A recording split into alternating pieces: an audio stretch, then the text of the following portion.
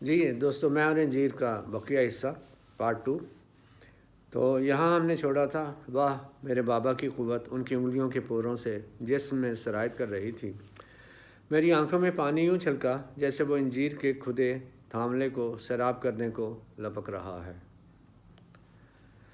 ماموں ابا کا کیا حال ہے؟ میرے پوچھنے پر انہوں نے بتایا کہ بابا کا ذہن مختلف کیفیات میں کھو جاتا ہے، جیسے یوں بھی کہ ان کے بدن سے ریت کے ذرے پھوار کی طرح نکل رہے ہیں، اور وہ ایسا محسوس کرتے تو تیمارداروں کو یوں بتاتے کہ انہیں یہ بات منوانے کی ضد کر رہے ہوں۔ پھر میرے چہرے پر حیرت اور افسوس دیکھ کر ماموں خاموش ہو گئے۔ مجھے پتہ ہی نہیں، میرے انداز میں گلہ بھی تھا۔ تمہارے امتحانات میں بہت کم وقت رہ گیا ہے، تمہیں پڑھائی پر ہی فوکس کرنا چاہیے، ماموں نے کہا۔ اس رات پورا چاند دوسری منزل پر میری کھڑکی سے باہر درختوں سے جھانک رہا تھا۔ درختوں کی قلمیں چاندنی کے نور سے خیالات کو زمین پر لکھ رہی تھیں۔ ان الفاظ کی تصویریں میری خواہشوں اور سماعت پر حقیقت بنے برسنے لگیں۔ تم 14ویں کا چاند ہو، ایک آواز آئی۔ سچ ہی تو ہے، لوگ مجھے ایسے ہی دیکھتے ہیں جیسے میں آج پورے چاند کو دیکھ رہی ہوں، ایک بے نظیر لڑکی کی طرح۔ اس میں بھی داغ ہے، اور چاند ہے حسن کی علامت۔ شاید دنیا کی نظر میں حسن ایسا ہی ہوتا ہے، مگر چاند تک تو کوئی پہنچ ہی نہیں سکتا، اسے کوئی ہاتھ بھی نہیں لگا سکتا، نہ انکل، نہ بھائی، نہ دوست۔ تم 14ویں کا چاند ہو، اور گھٹائیں تمہاری زلفیں سیاہ بادل اور تمہاری زلفیں سیاہ بادل جب چاند کے کنارے پر آئے تو میں نے سوچا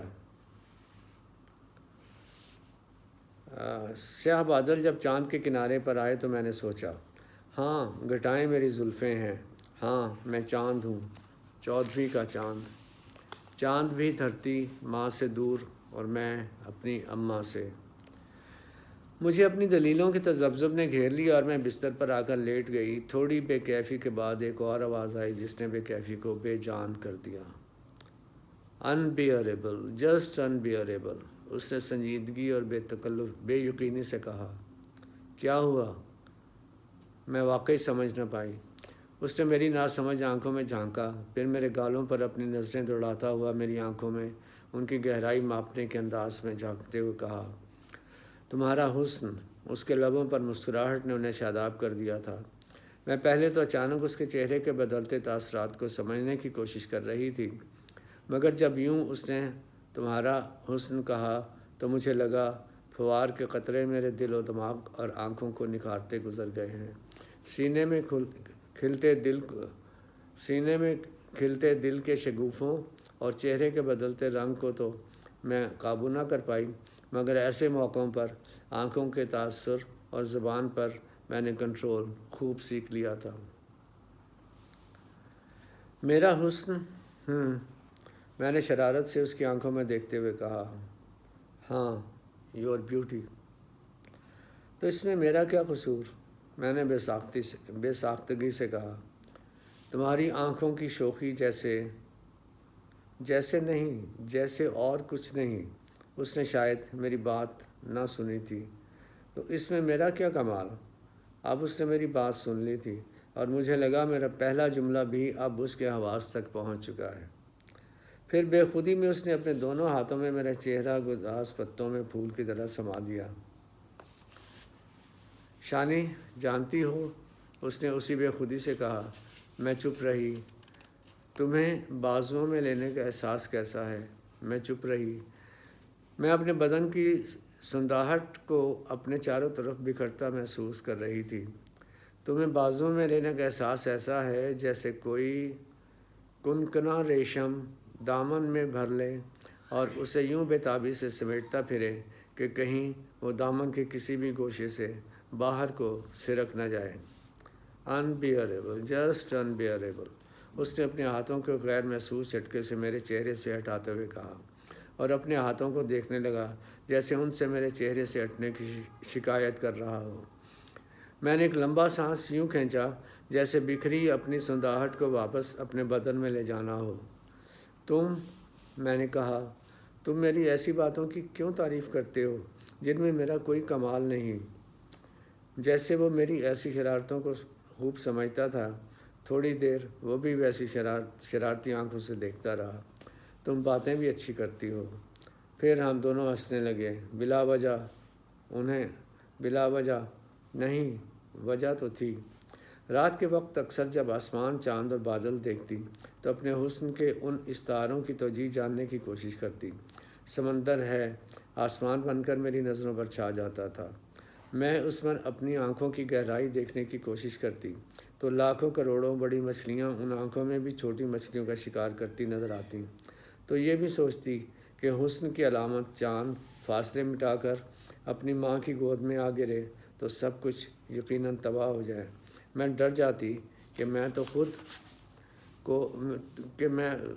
خود کو اور اماں کو ہر دو کے سکون کا یقین اور سرمایہ سمجھتی تھی۔ اسی رات ستاروں سے نیچے اپنی نظر لائی تو بلند درختوں کی چوٹیوں سے نیچے سرسبز ماحول کی طرف دیکھا، جہاں چمکتے جگنو ستاروں سے کہیں زیادہ خوبصورت اور روشن لگ رہے تھے، مگر بابا کے شکستہ حروف کی جگمگاہٹ سے کم۔ میرے ماموں کے بچے ابھی چھوٹے ہی تھے اور دونوں اکثر اپنے ماں باپ کے کمرے میں ہی سوتے تھے۔ فلیٹ کا ایک کمرہ مجھ اکیلی کے استعمال میں ہی رہتا تھا، جہاں میں آرام سے پڑھ سکتی تھی، آرام کر سکتی تھی، رہ سکتی تھی، دکھی ہو سکتی تھی۔ بابا اور اماں کی لا تعلق زندگی کی یادوں کے تانے بانے سے جڑی رہ سکتی تھے۔ زندگی سے سمجھوتے کی مجبوریاں، اپنی کمزوریوں اور غلطیوں کی توجیحات کا سیلاب اسی فلیٹ کی کھڑکی کے باہر کی خنکی کو برف میں تبدیل کر دیتا تھا۔ ایسی ہی ایک رات لوڈ شیڈنگ تھی۔ چاندنی رات میں بجلی کا اچانک چلے جانا مجھے جادوگر کی وہ چٹکی لگتا تھا جو مجھے فوراً کسی نئی دنیا میں لے جاتی تھی۔ میں کتاب بند کر کے کھڑکی کے پاس آ گئی۔ میری پشت کالجوں اور گندے نالے کی طرف تھی۔ سامنے کالونی کے درختوں میں گھرے فلیٹ تاریک سیاہ سڑک پر سبزے کا سینہ چیرتی سامنے اور دائیں بائیں مڑ رہی تھی۔ کالونی کے دائیں جانب قبرستان اور بائیں جانب متمول گھرانے خواہشوں کے متحرک قرار سے زندگی گزار رہے تھے۔ میرے کمرے کی کھڑکی کے پاس سے درخت کی شاخیں اوپر چھت تک چلی گئی تھیں۔ پہل تو ماحول کی اجنبیت کی وجہ سے میں اس درخت سے ڈر جایا کرتی تھی، مگر درختوں سے پرانی رشتہ داری کا شمار کرتے ہوئے میرا اس درخت سے بھی رشتہ استوار ہو گیا اور وہ ایک ثابت قدم دوست کی طرح میرے ساتھ کھڑا رہتا، جس کی مہک میں ہمیشہ محسوس کرتی۔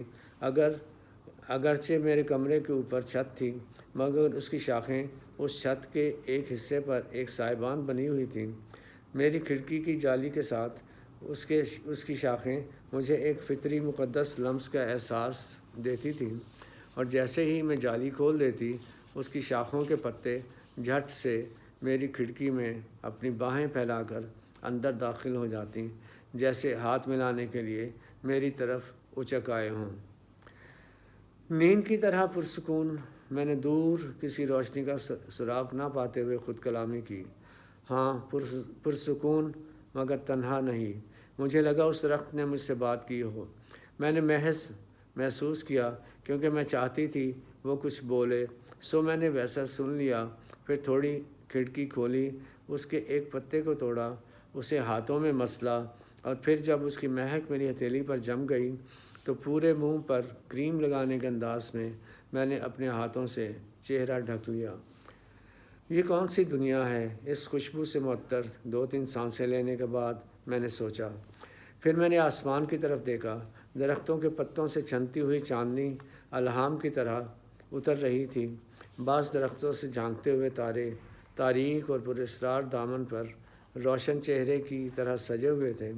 میں نے اپنی نظروں کے فریم میں اس منظر کو ساکت پایا اور پھیلی خوشبو کو اپنی سانسوں سے یوں جسم میں داخل کیا کہ وہ میرے پھیپھڑوں سے ہوتی ہوئی دل، رگوں، جسم کے ہر مسام اور روح میں اتر گئی ہو۔ پھر میں نے محسوس کیا نور اور خوشبو کو ساحر مانوس سروں میں سماتے ہوئے فضا اس ترنم سے معمور ہو گئی۔ پھر وہ ترنم میرے دوست درخت کی چھت سے اوپر چاند کی اور وہ ترنم میرے دوست درخت کی چھت سے اوپر چاند کی اور جاتی شاخوں میں رس بھرنے لگا۔ جیسے ہی وہ ان شاخوں اور پتوں سے سرایت کرتا ہوا میری کھڑکی سے اچکتے پتوں کے راستے اندر آیا تو میری روح خوابوں کی مسرت سے سرشار ہو گئی۔ ایسی بانسری سوائے میرے محبوب کے اور کوئی نہیں بجا سکتا۔ میرے دل سے آواز آئی، آدھے چاند کا دودھیا یاسمین کی بھینی خوشبو میں گوندھ کر شب بھر مجھے مسحور کرتا رہا۔ میرے دل سے آواز آئی، آدھے چاند کا دودھیا یاسمین کی بھینی خوشبو میں گوندھ کر شب بھر مجھے مسحور کرتا رہا۔ اگلے روز شاید میں وہ دوپہر تک سوئی رہتی۔ خلاف معمول مجھے ماموں نے جگایا اور بتایا کہ وہ اماں سے ملنے گاؤں کے لیے نکلے ہیں۔ مجھے بھی ان کے ساتھ جانا تھا۔ وہاں سب خیریت تو ہے نا؟ میرے دل میں کسی وسوسے نے سر اٹھایا تو جاگنے کی تھوڑی دیر بعد میں نے پوچھا، ہاں خیریت ہے، مجھے کچھ کام تھا، سوچا تم بھی اداس ہو گئی ہوگی۔ جی ماموں، جی ماموں کے چہرے پر ہلکی سی مسکراہٹ دیکھ کر مجھے اطمینان ہوا۔ گھر سے گھر تک کا سفر قریباً 4-5 گھنٹے کا تھا۔ ماموں ممانی اگلی سیٹ پر اور ہم بچے پچھلی سیٹ پر بیٹھ گئے۔ بچے غیر معمولی طور پر کچھ سست تھے اور کچھ آرام کے موڈ میں تھے۔ میں بھی شیشے کے ساتھ ٹیک لگا کر ترچھی نظروں سے باہر دیکھنے لگی۔ گاڑی جب رش سے نکلی تو میرا دھیان اپنے گھر کی طرف چلا گیا۔ گھر کا دروازہ کھلتے ہی ایک کشادہ سا صحن سامنے اور بائیں ہاتھ برآمدے کی ایل شیپ چھت، دائیں ہاتھ دروازے کے قریب انجیر کا درخت جس کے عین سامنے اماں ابا کے گھر کا دروازہ کھلتا تھا، بائیں ہاتھ برآمدے کے ساتھ ایک مہمان خانہ جو گھر کا سب سے زیادہ کشادہ کمرہ ہے، اور پھر ان میں بھری میری 20 سالہ زندگی کی یادیں۔ میں واقعی گھر سے بہت اداس ہو گئی تھی۔ ماموں نے تو نہ جانے کیوں کہا تھا، مگر کئی ماہ کے وقفے نے واقعی میرے دل میں ایک خلا پیدا کر دیا تھا۔ مجھے دل میں ایک ویرانی سی محسوس ہوئی۔ ماموں، گھر میں سب ٹھیک ہے نا؟ ہاں ٹھیک ہے، تمہیں گھر میں کچھ عجیب لگنے والا ہے۔ اور حقیقتاً ویسا ہی ہوا۔ دروازے کے بائیں باہری دیوار غائب تھی اور وہاں ایک دکان بن چکی تھی جس کا دروازہ بند تھا۔ میں چونک گئی۔ اسی اچنبھے میں نے ماموں کی طرف دیکھا۔ وہ مسکرا دیے۔ اماں نے دروازہ کھولا، گلے لگیں۔ وہ میرے دائیں کندھے پر سر رکھے لپٹی ہوئی تھیں۔ میری نظر گھر کے بائیں حصے پر تھی۔ بائیں وسیع کمرے کا برآمدہ بھی بند کر دیا گیا تھا۔ میں اسی کمرے کی طرف بڑھ گئی۔ ماموں بھی اسی طرف آ گئے۔ واقعی بہت کچھ عجیب لگ رہا تھا۔ ماموں نے اماں کو بوتیک کا سیٹ اپ بنا دیا تھا۔ مگر ماموں بھی حیرت اور سوالیہ نظروں سے بوتیک کے سیٹ اپ کو دیکھ رہے تھے۔ دراصل اماں کو ماموں نے جتنے پیسے دیے تھے اس سے کافی زیادہ سرمایہ کاری نظر آ رہی تھی۔ اب میری سمجھ میں آیا 3rd ایئر کے امتحانات کے بعد مجھے کچھ چھوٹے چھوٹے کورس کیوں کروائے گئے تھے۔ پھر اماں اور ہم سب ساتھ والے کمرے میں داخل ہو گئے جس کا دروازہ انجیر کے درخت کے سامنے کھلتا ہے۔ ابا کمرے میں نہیں تھے۔ میں تیزی سے صحن کی طرف جانے لگی، مگر سامنے دیکھتے ہی جیسے زمین نے میرے قدم باندھ دیے ہوں۔ ابا سامنے انجیر کے درخت کے نیچے ویل چیئر پر بیٹھے تھے۔ وہ میری طرف ہی دیکھتے محسوس ہو رہے تھے، مگر مجھے پہچاننے کا کوئی تاثر نہ تھا۔ لگتا تھا جب میں وہاں نہ کھڑی تھی ابا تب بھی ایسے ہی دیکھ رہے تھے۔ میں یہاں ہوں یا نہ ہوں ابا کے لیے بے معنی ہے۔ میں اس مایوسی کو حقیقت جان کر ابا کی طرف بڑھنے لگی، کیونکہ ابا کا وجود میرے لیے سب کچھ تھا۔ اسی مایوسی کی گھٹن نے چند قدم کے بعد مجھے پھر روک دیا۔ میں غور سے ابا کو دیکھنے لگی۔ وہ بزرگی کے گیان میں گم لگتے تھے۔ بابا کا استغراق مجھے گھنے درخت کے سائے میں بیٹھے بدھ سا لگ رہا تھا۔ ابا نہ جانے کس سچ کو آزمانا چاہ رہے تھے۔ میں نے ابا کی تنہائی میں اس وقفے کو آواز دی جو سچائی کی آماجگاہ ہوتا ہے، بابا، ابا۔ ابا نے کوئی جواب نہ دیا، نہ مڑ کر دیکھا اور نہ ہی میری موجودگی کو محسوس کرنے کا کوئی تاثر دیا۔ میری آنکھیں بھر آئیں۔ میں شاید ان کے سامنے آنسو نہ بہانا چاہتی تھی۔ میں ان کی پشت کی طرف جا کھڑی ہوئی، ان کی گردن میں باہیں ڈال کر۔ وہ اپنے کندھے پر گرتے میرے آنسوؤں سے بھی بے خبر تھے۔ ابا، میں تمہاری شانی ہوں، میں نے ابا کے گال سہلاتے ہوئے کہا۔ ابا نے کچھ جواب نہ دیا۔ ہاں، ان کی نیم سکوتی کیفیت میں ہلکا سا اضطراب ضرور آیا۔ انہوں نے ہلکا سا چہرہ ہلایا اور آنکھوں کے ڈیلوں کو ادھر ادھر پھیرا، مگر ان کا زاویہ سامنے کمرے کے دروازے سے پرے نہ ہٹا۔ ابا، میں شانی، تمہاری شانی۔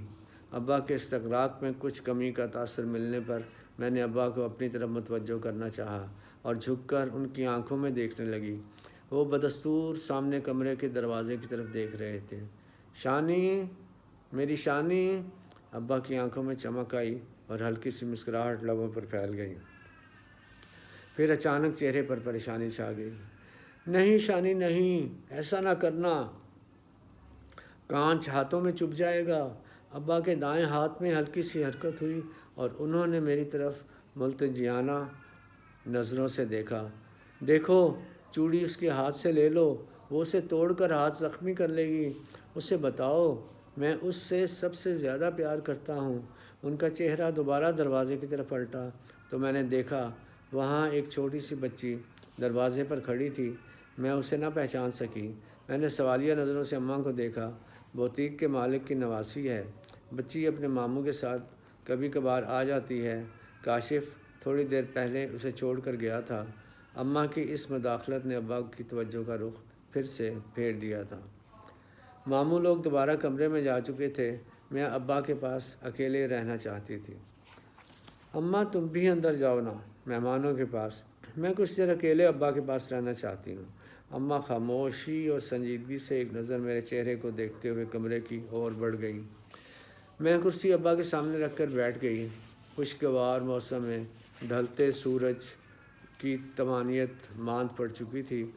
گھر اور گھر والے میری پشت کی جانب تھے اور ایک بوڑھا انجیر کے سوکھتے درخت کے نیچے بیٹھا تھا۔ شاخوں پر میوے ایسے برائے نام تھے کہ ان کے میوے ہونے کا صرف شبہ ہوتا تھا۔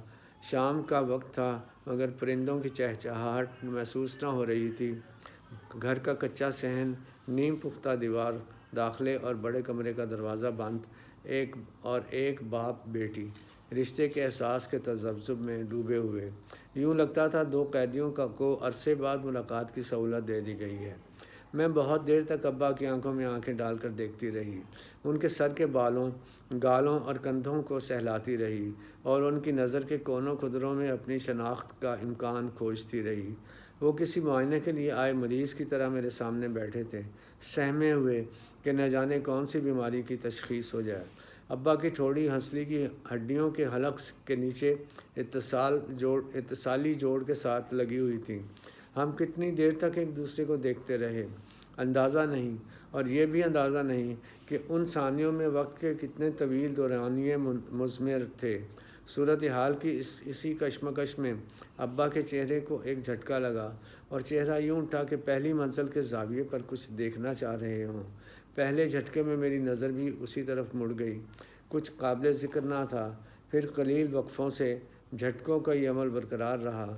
میں نے اٹھ کر ابا کو گلے لگایا، سر کو تھاما، گالوں پر بوسے دیے، قریب میز پر رکھے گلاس سے پانی پلایا اور کرسی کا رخ بدل دیا۔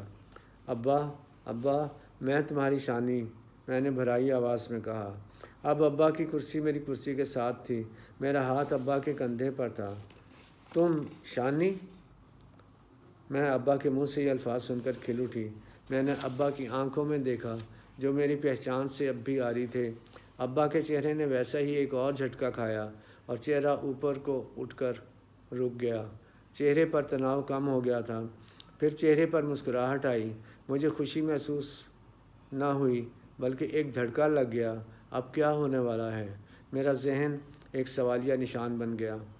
تم شانی ہو؟ ابا نے اسی حالت میں کہنا شروع کیا۔ مسکراہٹ بڑھنے لگی۔ شانی، دیکھو یہ انجیر، یہ پتے کیسے سرسبز اور گھنے ہو رہے ہیں۔ دیکھا، ان کی شاخوں سے ابھی سارا صحن ڈھک جائے گا۔ اور انجیر او خدایا کتنے رسدار گہرے اور موٹے موٹے ہو گئے ہیں۔ میں اٹھ کر دوبارہ ابا کی کرسی کے پیچھے کھڑی ہو گئی اور ان کے سر کو سہلانے لگی۔ دیکھو شانی دیکھو، میرے ہاتھ کس قدر بڑے ہو رہے ہیں، میرے بازو کس قدر طویل ہو رہے ہیں، اور دیکھو میرے پاؤں کتنے موٹے ہو گئے۔ میں اب اٹھ کر اپنے بڑے بڑے ہاتھوں سے سب انجیر سمیٹ لوں گا۔ ابا سوکھے درخت کے بے رس میووں کو کس قدر للچائی نظروں سے دیکھ رہے تھے، کبھی دائیں کبھی بائیں۔ اسی کیفیت میں وہ ایک جھٹکے سے اٹھنے لگے۔ میرے اعصاب ناقابل گرفت انتشار کا شکار تھے۔ میری سمجھ میں کچھ نہ آ رہا تھا کہ میں کیا کروں۔ ابا نے اٹھنے کے لیے بے خودی سے دونوں بازو کرسی پر رکھے اور لڑکھڑا کر آگے کو گرنے ہی والے تھے کہ میں نے انہیں سختی سے اپنے بازوؤں میں لے لیا۔ بس کرو ابا، بس کر دو ابا، میں نے بازوؤں کا شکنجہ مزید سخت کرتے ہوئے کہا۔ اماں ماموں، میں ابا کے نڈھال وجود کو سمیٹنے کی کوشش میں خود بھی گرنے کی دہلیز پر تھی۔ ہمیں گھر والے تھوڑی ہی دیر میں کمرے میں لے گئے۔ اماں، ابا کیا ایسے ہی ہو گئے ہیں؟ مجھے بتایا بھی نہیں۔ میں نے شکوہ کیا۔ سوچا جلد ہی تمہارے امتحانات ہو جائیں گے تو تمہیں بلا لیں گے، اماں نے ابا کو دوائی پلاتے ہوئے کہا۔ کبھی کبھی انہیں بہت چھوٹی چھوٹی چیزیں بہت بڑی بڑی ہوتی دکھائی دیتی ہیں۔ جو چیزیں ہمیں چھوٹی چھوٹی دکھائی دیتی ہیں انہیں وہ بڑی دکھائی دیتے ہیں۔ اماں، وہ چیزیں دراصل ہوتی کتنی ہیں؟ اماں نے میری طرف دیکھا، مسکرائیں اور اپنے ساتھ باورچی خانے میں لے جا کر چائے بنانے لگیں۔ جب سے انہیں پتہ چلا ہے کہ تم جلد ہی ہمارے پاس آ جاؤ گی، تب سے تمہارے ابا اب زیادہ تر ٹھیک رہتے ہیں۔ دراصل آج دوائی دینے میں لاپرواہی ہو گئی تھی۔ اماں نے چائے کی ٹرے مجھے پکڑاتے ہوئے کہا۔ تو کیوں کرتی ہو لاپرواہی؟ یہ کہتے ہوئے میں چائے لے کر کمرے میں جانے لگی تو اماں کے چہرے پر مسکراہٹ تھی۔ اس میں ہنسنے کی کیا بات ہے؟ یہ کہہ کر میں باورچی خانے سے نکل آئی۔ شانی مجھ سے اداس تھی نا؟ مجھے نہیں پتا، میں تو بہت اداس ہو گئی تھی۔ آج میرے ساتھ سونا، اماں نے شفقت میں گندھی منت کی۔ نہیں، مجھے اپنے کمرے میں کچھ کام کرنا ہے۔ ٹھیک ہے، یہ بھی لے جاؤ، اماں نے سنیکس کی ٹرے مجھے تھماتے ہوئے کہا۔ سب کے سو جانے کے بعد میں اس نتیجے پر پہنچ چکی تھی کہ ابا کی صحت اور انجیر کی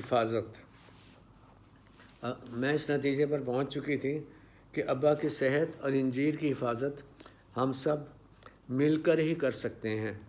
میں نے اپنی الماری اور بک شیلف سے اضافی اور دیگر کاغذات چھانٹنے شروع کیے۔ رات ڈھل چکی تھی۔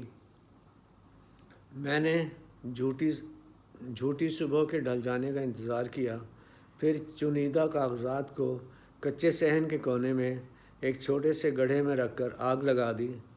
آگ بھڑک اٹھی تو میں نے اپنی بغل میں دبائی ڈائری کو نکالا۔ شادمان کی خاموش راتوں میں گفتگو کرتی اس ڈائری کو اس چھوٹے سے الاؤ میں رکھ دیا۔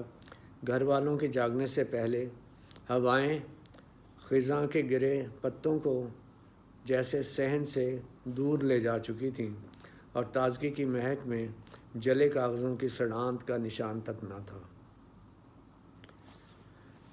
Thank you very much.